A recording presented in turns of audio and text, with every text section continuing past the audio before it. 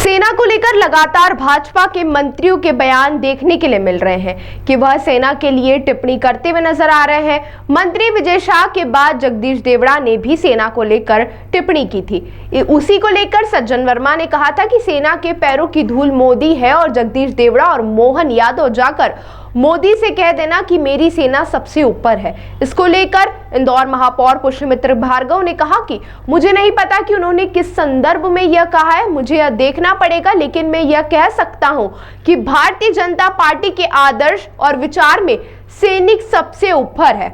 उनके सम्मान, उनके स्वाभिमान, साहस, पराक्रम, शौर्य के लिए हम हमेशा उनके पीछे खड़े हैं और उनके सम्मान के लिए जब जरूरत पड़ेगी तो सड़कों पर निकलेंगे। कि सारे देश की जनता और हमारी सारी सेनाएं नरेंद्र मोदी के चरणों में नतमस्तक है। मैं आपके चैनलों के माध्यम से कड़े शब्दों में निंदा करते हुए ये कहना चाहता हूं कि जगदीश देवड़ा और मोहन यादव सुन लो।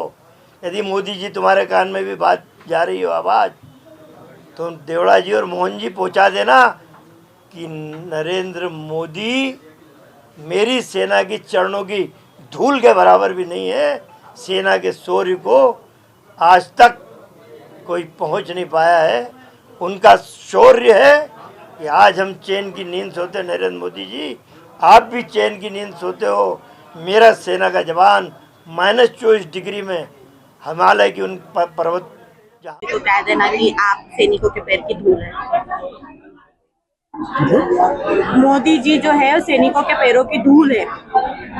उन्होंने किस संदर्भ में कहा मुझे इसके बारे में करना पड़ेगा, लेकिन ऐसा है कि मैं इतना कह सकता हूं कि भारतीय जनता पार्टी के आदर्श और उनके विचार में सैनिक सबसे ऊपर है और उनके सम्मान, उनके स्वाभिमान और उनके साहस, पराक्रम, शौर्य के लिए हम सब हमेशा उनके पीछे खड़े हैं और उनके सम्मान में जब जरूरत पड़ेगी सड़कों पर निकलेंगे।